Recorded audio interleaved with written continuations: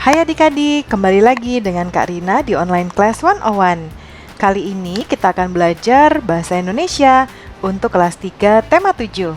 Di subtema 2, Perkembangan Teknologi Produksi Sandang. Di pembelajaran 5 kali ini kita akan belajar teks bacaan dengan judul Dari Bahan Dasar Sampai ke Pasar. Ini ada di halaman 98 sampai dengan 100 ya.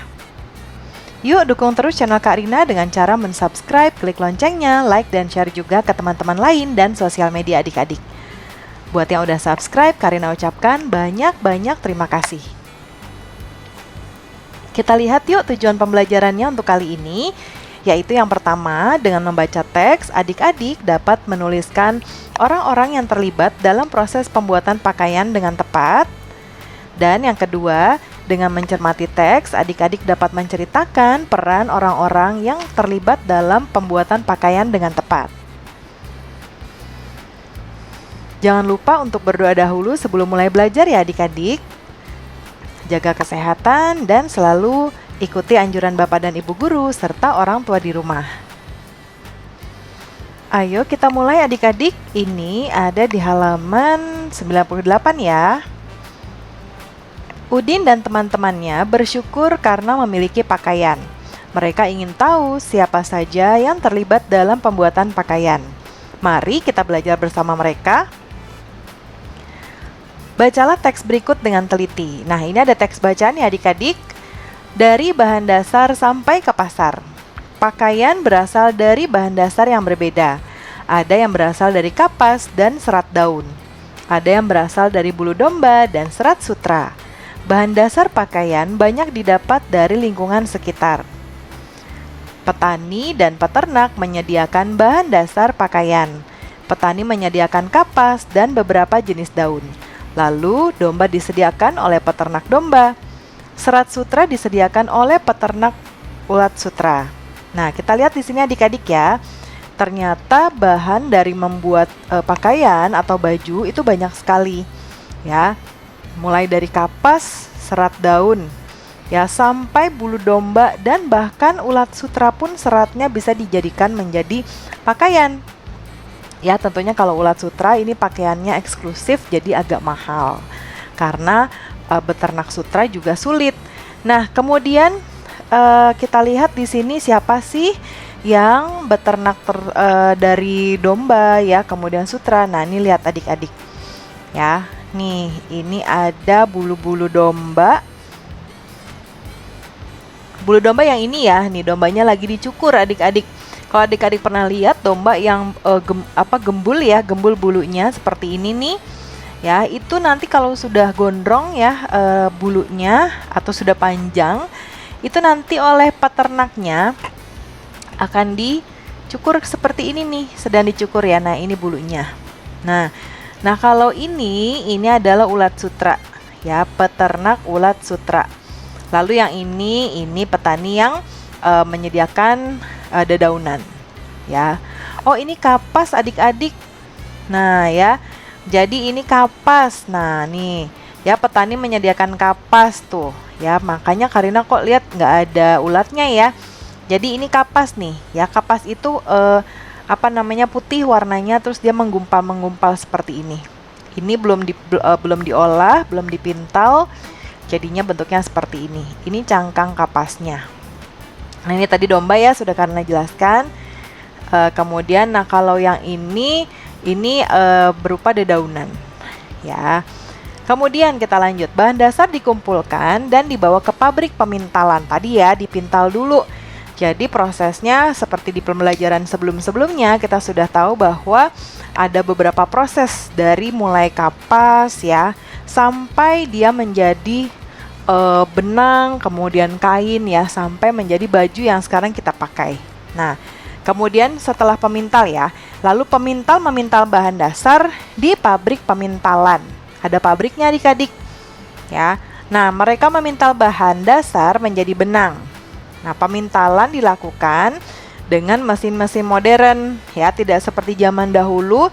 Alat pemintalnya pun diputarnya menggunakan tangan. Ya, adik-adik. Kalau sekarang sudah ada mesinnya, jadi hanya kita manusia atau pekerjanya hanya melihati saja. Ya, hanya mengecek, melihat dan memastikan bahwa benangnya sudah terproses dengan baik dan mesinnya juga tidak rusak.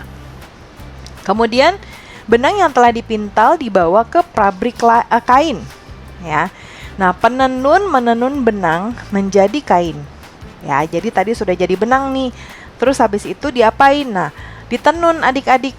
Ya, benang-benangnya dirangkai sampai menjadi kain. Nah, kain ini juga ditenun dengan mesin modern juga. Pokoknya sekarang itu kita dunia sudah modern sekali adik-adik. Seperti sekarang adik-adik belajar dari YouTube, ya, seperti milik Kak Rina ini. Dan sekarang pun banyak sekali kegiatan yang sudah modern, ya, mengikuti perkembangan zaman. Kemudian tadi sudah menjadi kain ya. Belum selesai adik-adik. Setelah jadi kain, kain hasil tenunan dibawa ke tukang jahit. Adik-adik pasti pernah lihat ya, masih sekarang tukang jahit masih banyak sekali membantu kita ketika misalnya celana sekolahnya kepanjangan atau mungkin masih cukup tapi sudah kependekan ya adik-adik, atau kalau bahasanya ada cingklang atau apa ya, sudah kependekan jadinya dipanjangkan ya, jadi somnya di bawahnya dibuka, diperkecil ya. Nah, supaya tidak beli baru gitu. Kemudian setelah itu penjahit menjahit kain menjadi baju ya, baru deh jadi baju yang kita pakai sekarang. Nah, untuk baju yang dijahit itu macam-macam ya, jenisnya ada baju tidur, baju pesta, baju seragam sekolah dan lainnya. Nah, mereka menjahit dengan mesin yang canggih ya. Nah, ketika bajunya sudah selesai, sudah jadi, baju yang dihasilkan akan dibawa ke pasar untuk dijual ya. Nih ada kain-kain yang sudah siap untuk dijahit. Nah, ini ada yang memotong ya, membuat pola memotong, yang ini yang menjahitnya, menyatukan pola-pola ini menjadi sebuah baju. Nah, ini nih adik-adik yang sering kita lihat kalau kita beli baju ya. Bajunya dipajang, digantung seperti ini, warna-warni ya. Kita bisa tinggal pilih mau baju yang seperti apa dan untuk keperluan apa. Kita lanjut ya. Keberagaman pekerjaan membuat hidup menjadi lebih mudah. Kita memiliki pakaian karena bantuan petani dan peternak. Kita dapat mengenakan pakaian karena bantuan pemintal dan penenun. Kita memiliki baju karena bantuan penjahit. Ya.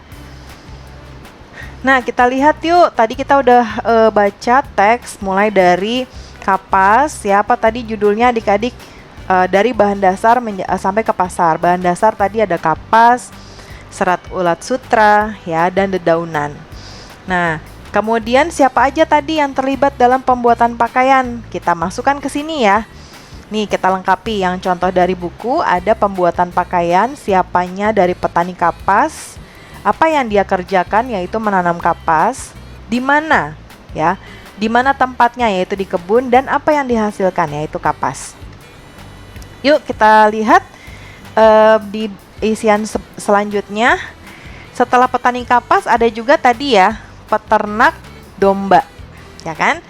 Nah, peternak domba ini nih Karina ke ataskan dulu. Tadi ada peternak domba ya, untuk menghasilkan nanti bulu domba nih. Ya, peternak domba nih, peternak domba ya. Nah, peternak domba ini dia beternak domba ya, mengurus domba, diberi makan, tadi dicukur ya, supaya nanti ini bisa diberikan untuk diolah. Kemudian di mana sih tempatnya? Di peternakan. Yang dihasilkan tentunya bulu domba. Kemudian peternak ulat sutra. Apa yang dia kerjakan? Yaitu beternak ulat sutra ya. Ulat sutranya dipelihara ya, sampai nanti ulat sutranya menghasilkan serat sutra. Di mana tempatnya? Di peternakan ulat sutra ya, di peternakan. Hasilnya adalah serat sutra. Kemudian pemintal. Pemintal adalah orang yang memproses mulai dari bahan dasar ini menjadi benang. Ya, jadi yang dia hasilkan adalah bahan dasar benang. Kemudian di mana tempatnya? Ada namanya pabrik pemintalan.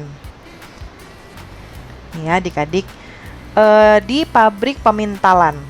Ya.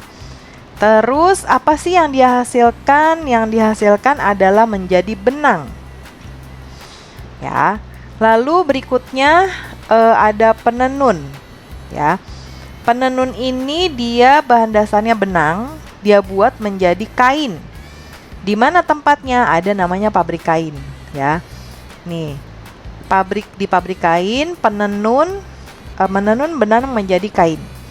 Lalu terakhir ada tukang jahit ya. Tukang jahit ini menjahit, kerjanya menjahit. Tempatnya di mana? Sebetulnya tempatnya ada konveksi atau ada juga mereka yang di rumah ya adik-adik.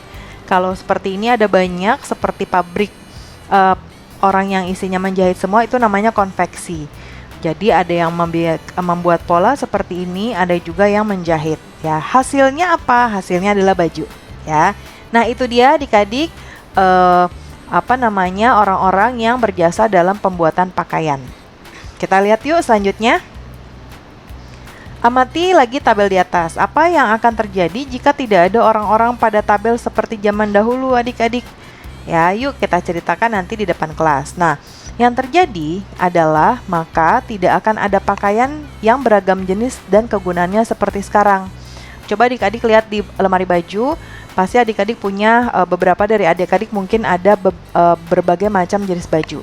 Celana pendek, ada yang celana panjang, ada yang rok, kemudian ada juga yang bajunya juga baju jenis kaos, kemudian ada baju jenis kaos, kemudian kemeja seperti itu ya.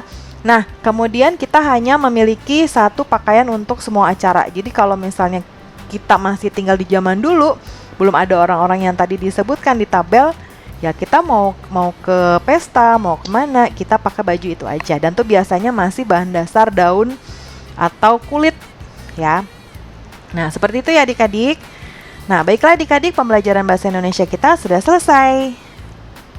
Terima kasih sudah menonton sampai akhir adik-adik. Jangan lupa di subscribe, klik loncengnya, like, dan share juga ke teman-teman lainnya dan ke sosial media juga. Buat yang udah subscribe, terima kasih banyak. Dan mohon dimaafkan apabila ada kesalahan dalam perkataan maupun dalam materi yang diberikan. Sampai jumpa di video berikutnya. Dadah!